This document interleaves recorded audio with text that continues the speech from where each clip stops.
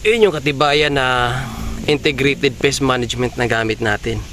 Although gumagamit tayo ng hindi matatapang na insecticide, isa talaga sa mga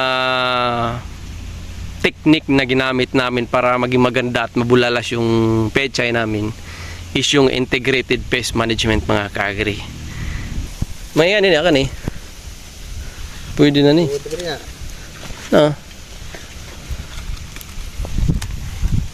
Hello, good morning. Good morning mga ka-agri, mga ka-farmers.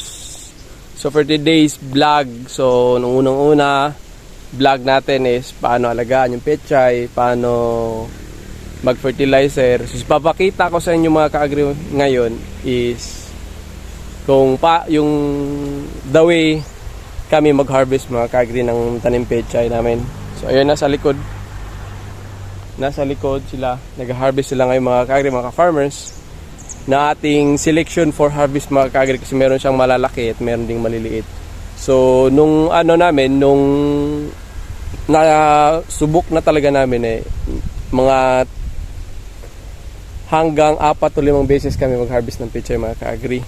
Kasi nga hindi naman namin hina-harvest yung maliliit, then yung hina-harvest lang namin is malalaki, kasi yung hinahanap talaga ng buyer namin yung sa tindahan is yung malalaki na yung yung dahon, saka yung tawag ba yung stock, malalaki na yung stock kinakailangan mga ka-agri.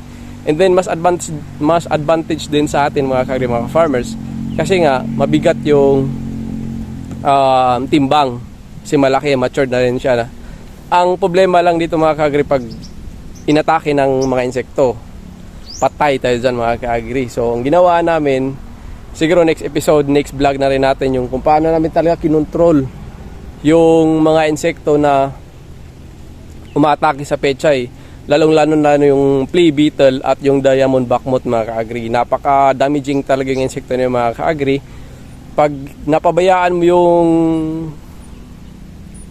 insekto na dumapo or mag-damage sa pechay mo, pag naging severe na siya mga ka-agri, ay wala na kayong ma-harvest yung mga ka-agri.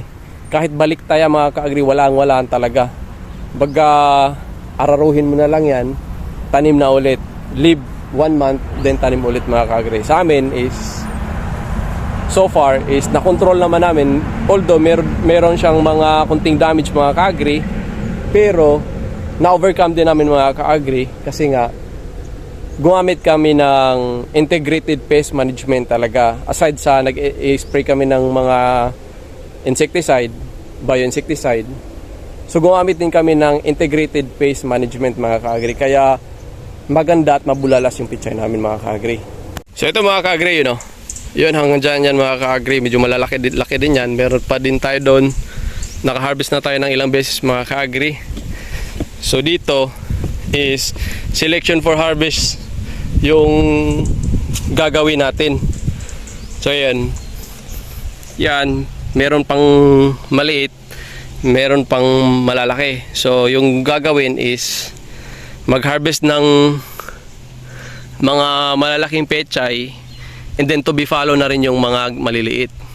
Although by next week sobrang dami na siya mga harvest mga ka-agri, pero mas maganda na rin yung haharbisan natin mga ka-agri, mga farmers, kasi nga hindi na siya overcrowded, kasi yung malalaki na yung dahon, and then doon na rin yun magtatago yung mga insekto mga ka-agri, mga farmers.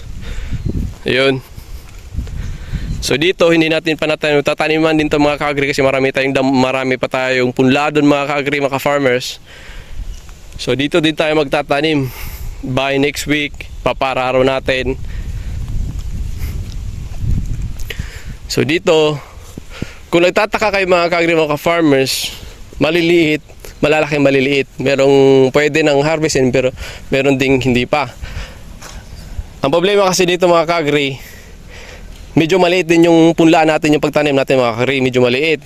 And then plus, yung kasagsagan ng ulan, laging nasubmerge yung mga pechay, kaya hindi siya stagnant yung pagtubo ng mga pechay mga ka-agri, mga farmers.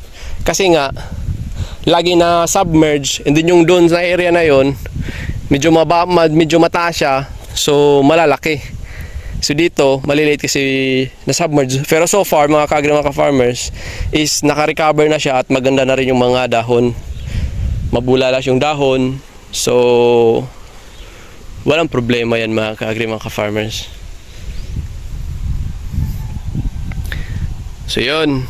So dito, by next week, tatamnan to. Then yun, tapos meron pa tayo doon, tapos meron pa sa taas, hindi na natin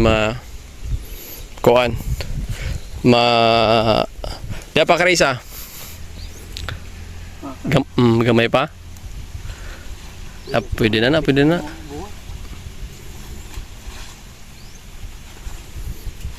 So yun. Pwede na.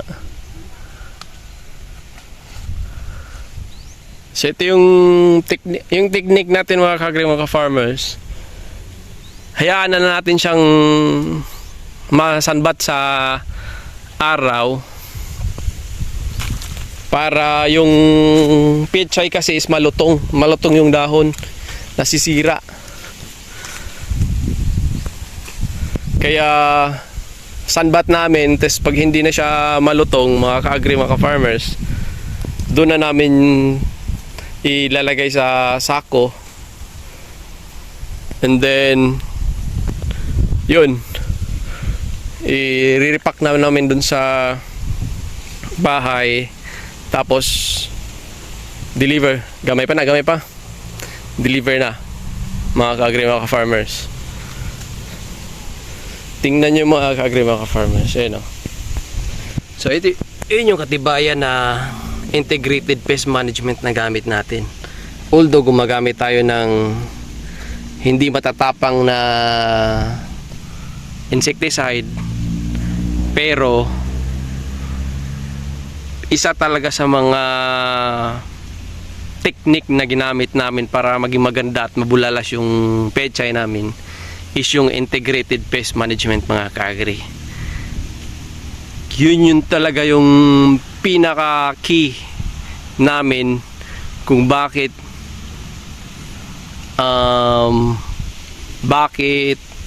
maganda at mabulalas yun. Tingnan mo. Yun. Napakaganda yung mga pechay, mga ka-agri, mga ka-farmers.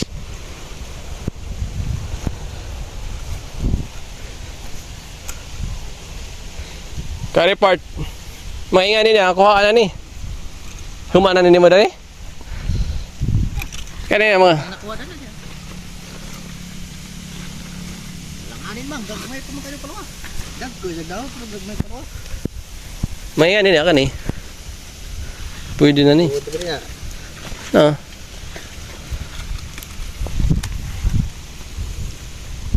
Kana. Kana. Kari dia.